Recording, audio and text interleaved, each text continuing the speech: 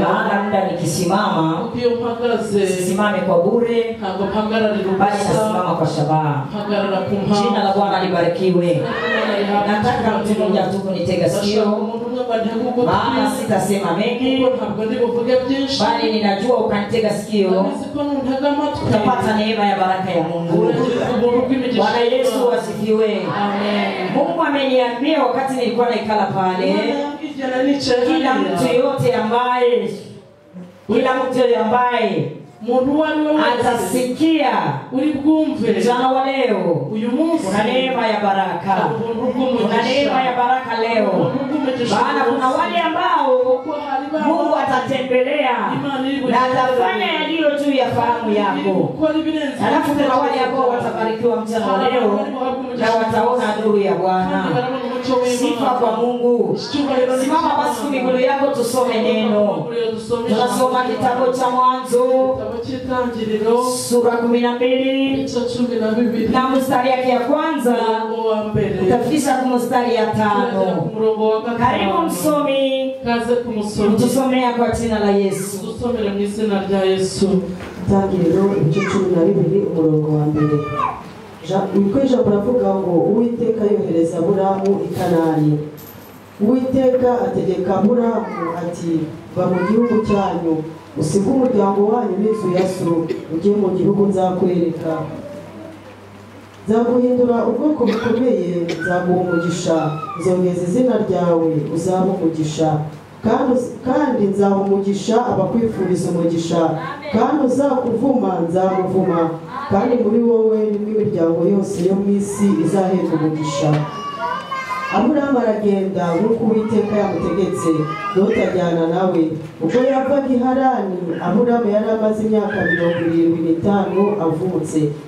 Aburamu ajyana Sarayi umugore we na Loti umuhungu wabo, n'ubutunzi bwose bari batunze, n'abantu barongeye i Harani, bavanwayo no kujya mu gihugu cy'i Kanani. Kanani ubwaho niho basohoye. Amen. Amen. Soma kitabu cha Zaburi 16 na mstari yake ya 8. Zaburi 16 umurongo wa 8. Dusome mu izina rya Yesu. Amen. Nashyize Uwiteka imbere yanjye iteka, kuko ari iburyo bwanjye sinzanyeganyezwa. Amen. Mungu akubariki. Funga Biblia yako. Imani umugisha. Funga Biblia. Nitabadilishwa nifanane na Yesu. Nitabadilishwa nifanane na Yesu. Nitabadilishwa nifanane na Yesu. Nitabadilishwa nifanane. Mimi nitabadilishwa nifanane na Yesu. Nitabadilishwa nifanane na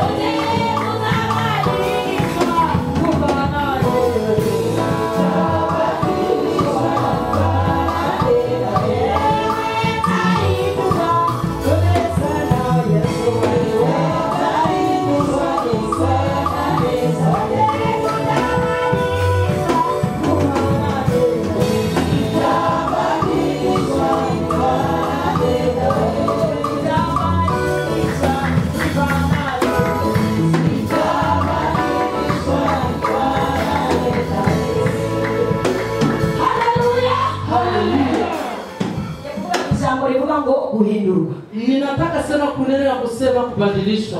Hanyuma no kwakira. Kisha na kupokea. Pesa shimu. Amen.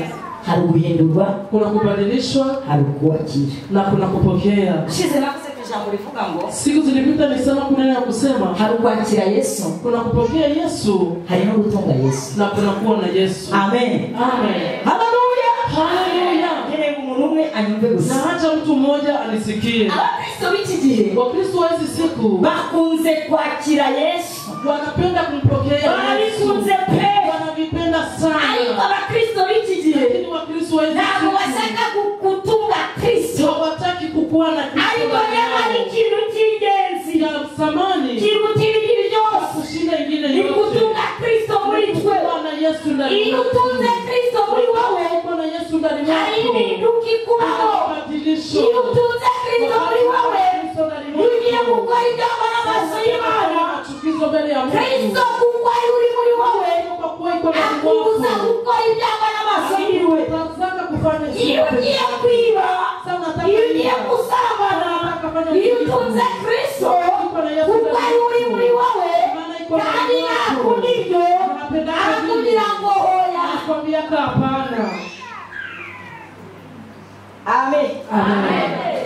Haleluya. Haleluya. Kwakira Kristo Kumpokea Yesu bitandukanye no gutunga Kristo. ni tofauti na kukuwa na Yesu. Abantu rero benshi baribeshya cyane. Watu wengi wanashidanganyika Yewe sana. yakiriye Kristo Nimempokea umwami Yesu. n'umukiza, Ni Bwana na ariko Mwokozi. kuki wakiriye Kristo Kwa nini nimepokea Yesu? uracyasambana? Ungali nazini. Wako ni wowe wakiriye. Kwa kweli Yesu umepokea. Waramwakiriye ariko ntabwo wamutunze. Umempokea lakini haukukaa naye ndani mwako. Iyo ubeshe, Ukisema uongo. haleluya, Amen. iyo ubeshe Wakati unasema bivuga ngo uongo. waramwakiriye Kusema ariko umempokea ntamutunga muri we. lakini haiko ndani mwako. Uri muri nje Kwa maana yule ntabwo agomba kubesha. haezi tuma Uri muri nje iko ndani mwako. nasambana. Uri muri nje nariganya. Uri muri nje nagirishayi. Uri muri nje. Amen. Amen. Ni ikibazo gikomeye cyane Ni tatizo kubwa ku sana. bantu dufite muri iyi minsi. Watu wetu tuko nao hizi siku. Twakiriye Kristo, Tumempokea Yesu. turagenda. Tunatembea. Si ndi umukristo, Siniko Mkristo. nakiriye Kristo Tumempokea Yesu. n'umucunguzi wanjye. Ni mkombozi wangu. Imana idufashe. Mungu atusaidie. Haleluya. Amen. Ushize nahuye n'umuntu Siku zilipita nilikutana na mtu. mbariye ntabwo ngiye gusebya amatorero. Mlisamehe sitaki chakula makanisa. Sinyagira ari mu mwuka. Sikuweke na ile tabia. Mpura n'umuntu Kakutana na mtu. yari afite shapure igeze hano Alikuwa anafanya shapeli ya kufika hapa. kandi ifite umusaraba mwiza. Ilikuwa na msalaba mzuri kabisa. Yesu ashimwe. Amen. Noneho asangamo hano Kisha kalikuta humu. arapfukama. Akapiga magoti. Nabyo ni Imana irambyiye. Nikamwambia Mungu ananiambia. Imana irambyiye. Mungu ameniambia. Imana irambyiye. Mungu ameniambia. Haleluya. Amen. Bwana asifiwe. Amen. Amen. Amen. Arambya Imana ibabarire. Akamwambia Mungu Nani anisamehe. none? Kaambia kisha. Kuko uri musaraba ni Kwa nini mwiza. unaona msalaba ni Ariko mrefu? uri musaraba ni mwiza. Mimi naona msalaba ni Kubera mzuri. iki wambaye? Kwa nini unafanya msalaba? Arambya ngo uyu musaraba Anambia msalaba nambaye Kristo. navala Kristo. Nabyo ni hoya. Akaniambia Uza kuba hapana. wambaye Kristo. Ningekuwa nafanya Kristo, Uza kuba umwambaye. ningekuwa na muvala. Uza kuba umwambaye. Ningekuwa na muvala. Uza kuba wambaye. Ningekuwa navala Kristo, Uza kuba umwambaye. ningekuwa na muvala. Amen. Amen. Haleluya. Haleluya. Amen. Amen. Ujya gusamba ufite umusaraba. Unaenda kufanya mzinifu na kuna msalaba. Amen. Haleluya. Amen. Ariko uwo musaraba Lakini ile msalaba ukagira gutya inafanya nini? ukakureba Inakuona. kandi ntukubwire ngo hoya Haitakwambia hapana. ariko nitunze Kristo Lakini ngo kwa kuwa Kristo ndani mwako. ugiye gusamba Sasa unafanya wajya muri polikizi Sasa unafanya Kristo machukizo. arakubwira ngo Kristo anakwambia no hapana. nitukiracho Hatuko twiyore Sema tujiongoze. kuko ni we Kwa maana ni uri muri wowe kandi ukuyoboye. Yesu ashimwe. Imana itugirire neza. Dusome ijambo ry'Imana riri mu gitabo cy'Itangiriro Kwa mwanzo 12 umurongo wa mbere bavuga ngo nuko Imana yahamagara Aburahamu. Aburahamu va toka jya. wende. Ni ibintu bibiri gusa. Ni vitu mbili. Amen. Amen. Abrahamu va toka wasku kwa baba yako. Tera. genda Nende. aho nzagira gutya Mali aho nitafanya nzaguhera umugisha. nitakubariki. Amen. Amen. Haleluya. Amen.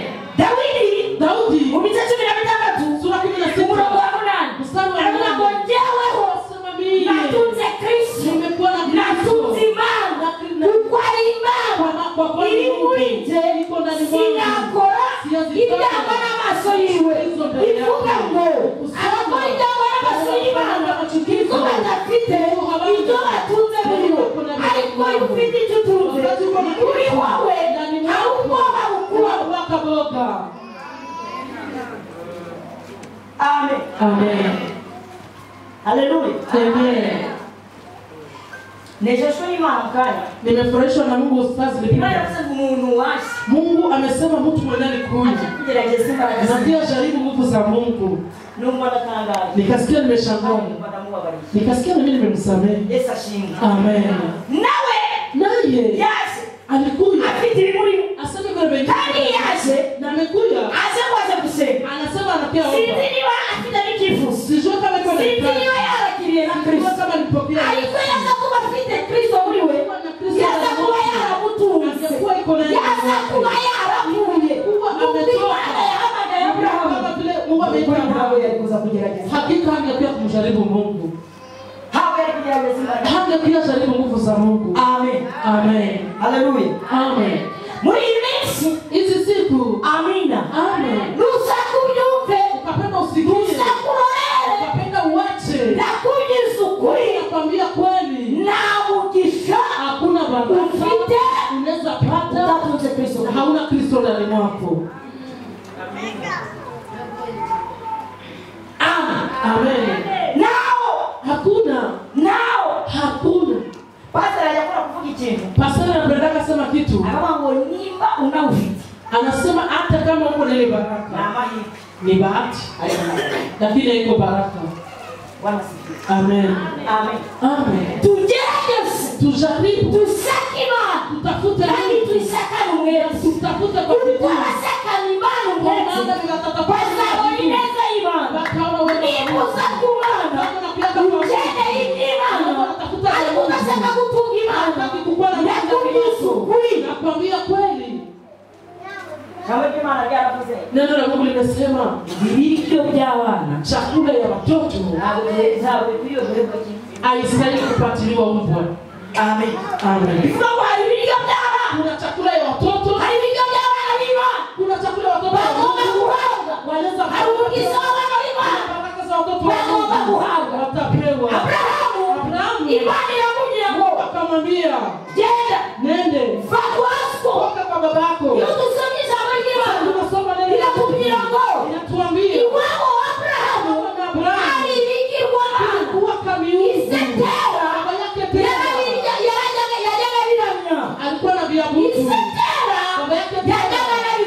Alikuwa anakuzisha na ile miungu. Nishakaona Mungu anamuzisha. Amen. Amen. Yes, ashimwe. Amen. Tuimani kiwayoboye. Turudishie Mungu utukufu. Ntabwo ndi kukubwira ngo Imana irakuumugisha. Siko nakwambia Mungu atakubariki. Ariko mabari unyumva. Unisaidie nisikie. Uko unyumva. Kwa kuwa nisikie umugisha wewe. Utabarikiwa. Bwana asifiwe. Amen. Haleluya. Amen. Ngojere tuzamuri kiwayo cy'Imana. Turudishie tena Mungu utukufu. Amen. Amen. Amen. Amen.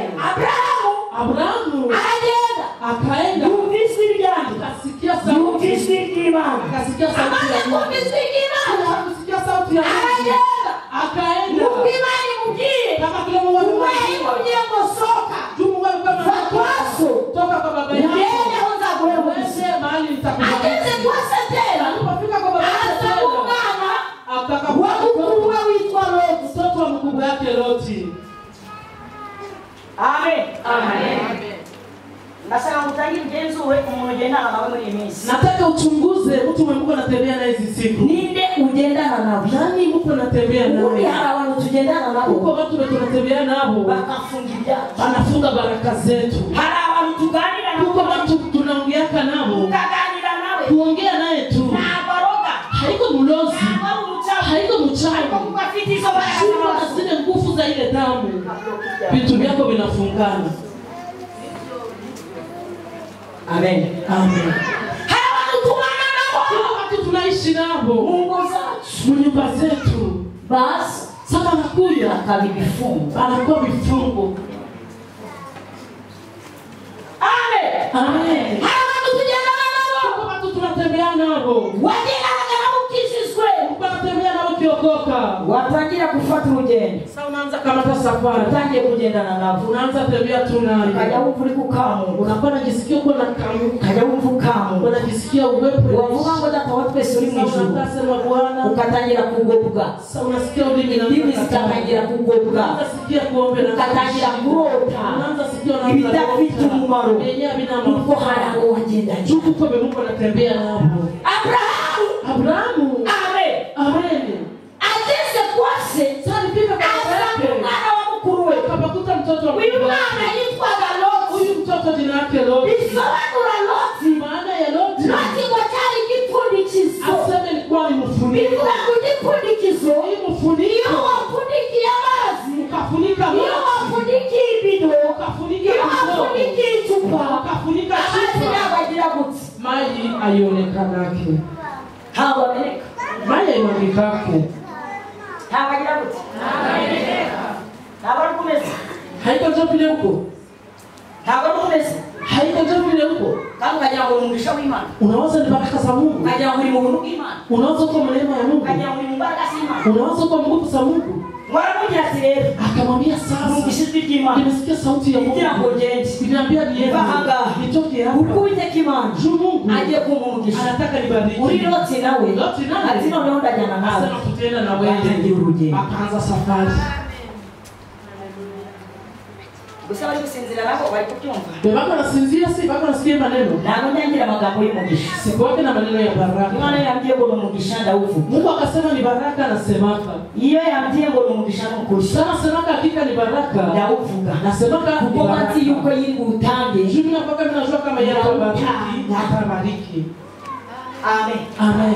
Tumva amagambo y'Imana. Tusikie maneno ya Tubohorwe n'imbaraga z'Imana. Tufunguliwe na nguvu za Mungu. Tumva amagambo y'Imana. Imana ikongera ikadushyira mu byutsi. Cha kunipa Mungu anatupa uamsho.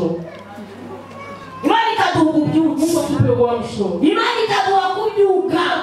Ituzi imbere y'Imana gusa. Bila mbele ya Mungu tu. Manamba. Mungu ni Manamba. Mungu ni Manamba. Mungu ni Hari Imana nayo gushaka. Mungu pia Mungu naona anakutaka. Kuki abakristo twumva ko twasaba Imana Kwa gusa. nini tunasikiana kuomba Mungu? Tudashobora no kuza imbere y'Imana. Kwa nini tusimbele Kugira ya ngo Mungu? bamushime. Mungu asante. Imitima yacu Asante Roho. yuzuye mu munezero. Furaha. Ni kubera iki? Ni kwa nini? Abrahamu aragenda. Abrahamu akatoka. Afata urugendo. Akakamata safari. Na Loti. Akaenda na Loti. Jambo ry'Imana yarambwira ngo Neno la Mungu linaniambia Abrahamu yari afite ubutunzi. Abrahamu alikuwa na mali. Yari afite abagaragu. Alikuwa na watu. Yari afite abaja. Alikuwa na watumishi. Yari afite n'umugore. Alikuwa na mke.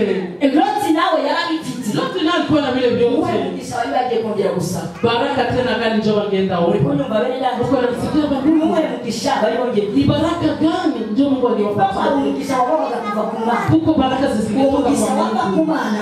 Zile baraka sasa Akaba ari uwo babona. banapata. Hari ibyo kujya mubona. Ukagita umugisha. Naho ari ubusa. Ubundi. Imodoka ntabwo ari umugisha. Inzu ntabwo ari umugisha. Imyambaro ntabwo ari umugisha. Kugenda mu muhanda wirya ntabwo ari umugisha.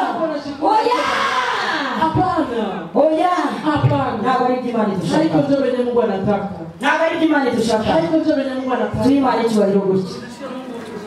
Ndashaka umuntu umwe gusa ngo numve. Nataka mtu mmoja nisikie. Ushaka we ntubyumve. Kapenda na Kuko usisikie. ibyo ndi kumvuga Jumenye niko nasema. ntabwo biryoheye amatwi yawe. Haviko sukari kwa Cyane masikio ko yako. muri iyi minsi Sana sana hizi siku. abanyasengesho bakunze Bambashi wanapenda. ibiryohera amatwi. Ya sukari kwa masikio Twasengeye ahantu yako. ejo Tuliombea fasi jana. manza ari kuwa kabiri Iko sana siku ya pili. umukozi w'Imana Imana iramubwira ngo Mtumishi wa Mungu muhaye akamwambia miliyoni 10 nakupa 17 nakupa 17 milioni. ati hoya mama Hapana Mungu. ati uko Hapana tule tu. Nipatie 30 milioni. 50 milioni. tuhe Imana icyubahiro. Turudishie Mungu utukufu. Tusige tuvuguruza Imana. Tunaanzaka Tusige tuvuguruza Imana. Tusige tuvuguruza Imana. Ina maana kama tunaanza kubadilisha maneno ya Mungu wakati Mungu anatuambia kitu tunapenda sie tumseme kile kenye kiko kaada yetu. yes, tusige tuyivuguruza. Amen. Amen. Bwana asifiwe. Amen. Haleluya.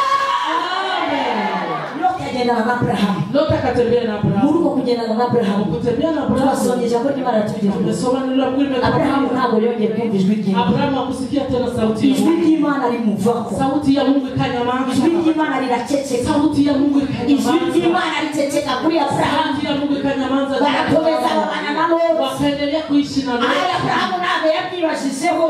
Abrahamu ariko akushukuru. Imana ikagira kwigenza Imana y'imbaraga niba yarakubwiye ngo nzakugirira neza nzaguha umugisha nzagutabara nzakurinda haleluya ibyo byose binabikuzaho ariko agashakisha n'ubundi buryo Imana ibikora Mungu anatafuta jinsi ya kufanya. Amen. Amen. Haleluya. Amen.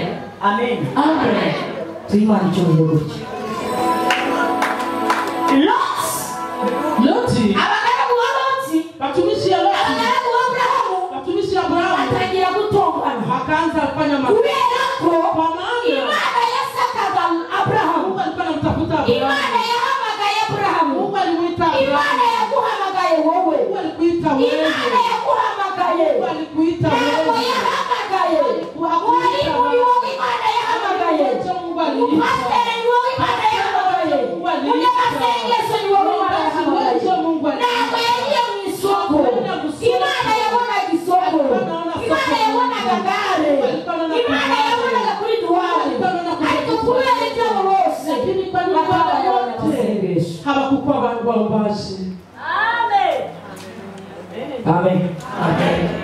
Haleluya. Amen. Twongere Imana cyondogo. Turudishane na Mungu tukufu hivi.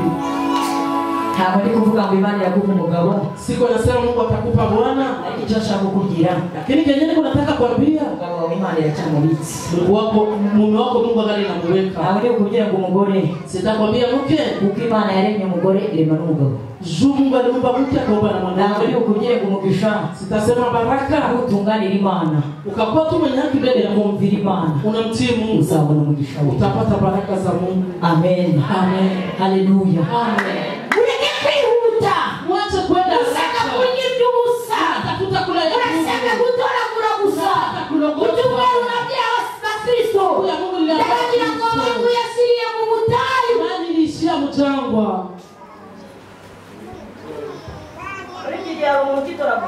Hizi siku kwa mtu mwenyewe analogota. Unaweza logota funguru. Yego. Ndi. Hano. Hapa. Natoragura urufunguzo mwana. Hapa naweza logota funguru. Muri mwe. Lakini katikati yetu ndio herutse gutoragura. Nani njo alilogota? Mwizi miaka zote. Niki? Nani? Kera wagendaga no mu muhanda. Zamani nilikuwa natembea na barabara. Katoragura n'igihumbi. Unalogota kamili fara. Unalogota na bitanu. Unalogota kasa 1000. Ikiro kibirani n'igihumbi. Kilo ya bidai ni 1000 francs. Nini uri buti igihumbi? Nani atapoteza 1000 francs? Nani? Nini? Kuki mushaka kurya iby'ubusa? Kwa nini mnataka kula chakula ya bure? Abakobwa kuki mushaka kurya iby'ubusa? Sio shani mnataka kula vya bure. Mugabo musore arasaka kugira ngo yafi. Kisha nakwambia nakupenda. So much. Nakupenda tu sana. I love you. Nakupenda. Mwingine anasema I love you. Asana nakupenda. Mwingine anasema I love you. Asana nakupenda. Wamekuwa wakasoma ngapi? Wamekuwa wakasoma. Lakini Mungu anakuambia nitakupa bwana. Umeanza kufanya wanaume. Mungu atutendee mema. Ufite ugusukisha. Uko mwenye kusukishaka. Ufite ugugurira akakwezi. Uko mwenye kuziaka kabiatu. Ufite ugugurira kasara. Uko mwenye kuziaka kamoto. Ufite ugugurira pudesi. Uko na mwenye kutakuzia kafonde. Ufite ugugurira kajipo. Uko na mwenye kutakuzia tujipe. None Imana yavuze azaguriki. Mwenye Mungu alisemaka atafanya nini? Azaguriki. Atauza nini? Azaguriki. Yeye atakuzia nini? Basore, vijana, muri kuweza. Mpako na badanganya. Kasa umukobwa umwe unakuta pia moya. Afite abasore nk'icumi. Iko sawa na badaso 10. Wakumuzia mafuta. Umugurira karuka hano. Wakumuzia katilo. Umugurira kanyamasenge. Baombaji. Wakristo. Hawastahili kutosha makiki.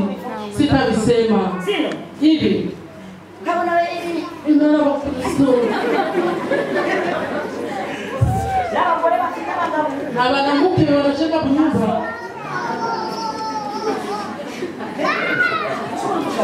Uko natafuta nini? Uko na bwana? Kweli? Koko buriya musaza nyanga. Kwa kweli mzata alikatana? Kweli. Kweli? Wewe anakosa mtu. Jutu sikukata makiki. Tuimani chuma ile kwa. Turudishe. Amen. Amen. Haleluya. Amen. Tubahe, Tuheshimu kandi twumvire, na tutii. twumvise Imana. Tusikie sauti ya Mungu. Imani gushaka wiki. Mungu anakutafuta. Imani shaka wiki. Mungu ananitafuta. Imani yahamagara wiki. Mungu amenitia. Imani ijwi ryayo ntabwo ryaje kuri njye kubusa, ryaje ku mpamvu. Kwa sababu. Amen. Amen. Wali wambara bini? Kafana mini. Wali basa yarakukunda. Njoo ukatoka kupenda. Ulinda Uko baraka. sindi bubure kwivuga. Sitakosa sema. Ulinda Uko baraka. Munyarwanda yavuze bagapfundikiye. Munyarwanda akasema kinafunikiwa.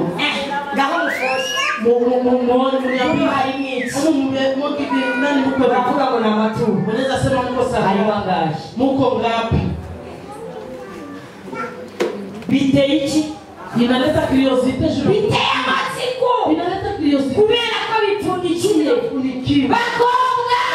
Tibadada. Desa bakobwa kubera icyo ari wagize. Eshoni wako nasema kuwafikie. Oya. Hapana. Imani ibwira Abrahamu. Mungu akaambia Abrahamu, toka, Genda. wende kwenye nitakubariki.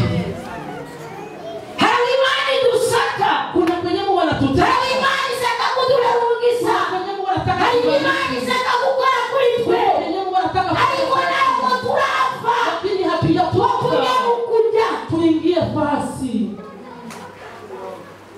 Ntabwo turapfa. Hatujatoka. Ntabwo.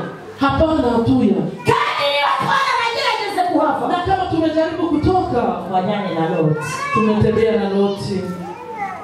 Twajyanye na Loti. Tumetembea na Loti. Ijwi ry'Imana. Sauti ya Mungu Ntabwo tukiryubaha. hatuisikia. Ijwi ry'Imana. Sauti ya Ntabyo Mungu ritubwiye. tuambie tena. Ababikora ijwi ry'Imana. Banokole sauti ya Mungu. Imana iravuze. Mungu anasema Kera tugikizwa. zamani wakati tulikuwa Najyaga mu tunaokoka, cyumba cy'abarokore. nilikuwa naingia chumba ya Hariya barokore kuri ADPR. pale kwa Deperi, Ukatangira kwihana. unaanza tubu Nibyo utazi. na wenye haujui, Nibyo utazi. na wenye haujui Ukatangira kwihana. unaanza tubu. Bantu babarire. Nisamehe, Nibyo umunyu. nimeiba chumvi. Bantu babarire. Nisamehe, Natukanye. Kandi nimechanganya. bishoboke kuba warabyihanye. Inawezekana umevitengeneza hadi zamani, lakini Wagera ku muryango. sasa unafika tu kumulala, Unatangira kugira Imana ngo unatabia Mungu, Mungu Bwana unisamehe, kukwegera. unipe kukukaribia, Kukwegera. nipe kukukaribia. Tuyimana icyubahiro. Turudishe, Haleluya. Twongere twubahe. tuheshimu tena, Twongere twubahe Imana. sasa tuheshimu, Twongere tugendere mu nzira zo gukiranuka Imana. tutembelee mjira, Twumve ijwi ry'Imana. tusikie sauti ya Tugendere mu Mungu, ijwi ryayo. tutembelee sauti yake, Tuzabona ineza yayo. tutaona wema wake. Amen. Amen. Abagaragu ba Abrahamu Watumishi wa Abrahamu n'abaloti ngo batangira na kutonga. watumishi wa Loti wakaanza pigana, Baratongana. akaanza Ndahabu umugambi w'Imana. ilikuwa mpango wa Mungu. Hari umuntu ukuvaho. Kuna mtu mwenye Mungu anakutosha Ukagira ngo wenda haje. unawaza wenda Ni kamara ku buzima bwawe. mtu wa special kwa maisha Ariko yako, Imana iri kumukukuraho. lakini Mungu anaweza Kugira ngo kumkutosha ejo hawe hazaza. kusema kesho yako Atazakubera ikibazo mu mugisha wawe. asikuwa baraka yako, Atazakubera intambara mu mugisha wawe. shida Atazakubera ipfunwe mu mugisha wawe. wake problem, Atazakubera igisitaza. wake kwazo Imana ngo ikereye intambara. Mungu akaandama Hagati y'abakozi ba Abrahamu na Loti. Abrahamu na Waloti Batangira gutongana. akaanza Abrahamu ngo kuchapana. abibonye. Abrahamu sasa alisema, Abwira Loti. akaambia Loti, Mutunga rero mwana wawe. sikia sasa, Hano ni iburyo. hapa ni kuume, Harya ni ibumoso. hapa ni kulia, Nujya iburyo. ukaenda kuume Ndajya ibumoso. nitaenda kulia, Nujya ibumoso. ukaenda kulia Ndajya iburyo. nitaenda huku. None bareba ikibaya cya Sodoma. Akaona Sodoma, Bareba ukuntu kiri kwegera. akaona gizi Aho lipazo, ubwatsi buri muri akaona Sodoma. mikate yenye Ati burya inka Sodoma, zanjye zizarya. akasema ng'ombe zangu Inka zanjye zitakula, zizabyibuha. ng'ombe zangu zitanenepa, Intama zanjye zizakama. ng'ombe zangu Ati abagaragu banjye bazakina. nchi yangu Abwira batakula. Abrahamu. Akaambia Abrahamu, Ndajya muri iki kibaya. nachagua hii fasi. Abrahamu nawe aravuga ati Abrahamu akasema, nanjye nce hano. nami acha nipite huku. Abrahamu ngo amaze gutandukana Kisha na Abrahamu Loti. sasa alijitenga na Loti, Ijwi ry'Imana riza kuri Abrahamu. sauti ya Mungu ikarudilia Abrahamu, Rirongera rirasi. ikarudia. Nihe wataye ijwi ry'Imana. Wapi tu alipotezea Ni hehe sauti? uri guta ijwi ry'Imana. Wapi tu kuna kiposa? Ni hehe ni hehe mwene data aho ntabwo wajyanye na Loti mu buzima bwawe aho Loti ntabwo yakubereye igisitazi abakristo iyo batangiye kunanirwa baratangira kwe Imana yanavuze Bwana nubwo yasohoje bayikiriye Imana nayo bayikiriye Imana nayo ariko mubanza baravangiwe ntabwo bavangiwe ahubwo igenzura wajyanye nawe mu rugendo rwawe rituma ijwi ry'Imana riceceka ku buzima bwawe Imana yakubwiye ubukwe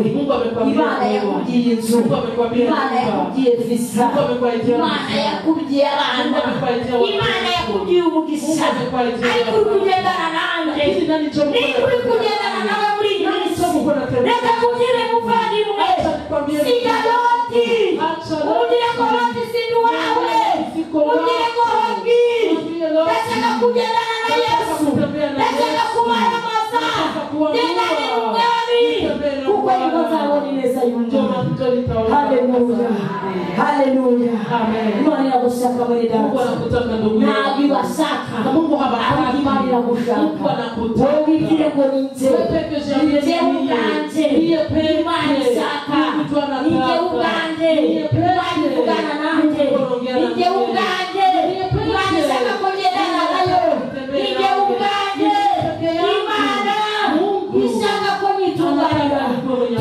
Imana kandi wimuke kandi niwimuka urabona ineza y'Imana bahuri ibyo urimo ntabwo bizakuresha umugisha ibyo urimo ntabwo bizakugeza heza ibyo urimo nibyo kukurimbuza gusa ibyo urimo ntabwo ari ibintu bishobora kuzakugeza ku masezerano yawe ariko reka mubwire muri aya masaha Dawidi aravuga ngo ntunze Yesu muri njye ntunze umwami muri njye yabereye uwa mbere yabereye byose tunga umwami muri wowe tunga Imana muri wowe kandi umuharire ubuzima bwawe uzabona ineza n'imbaraga z'Imana ngwino winjire kuyaingia nihe ni wapi watakarije Imana umepotezea Mungu ni wapi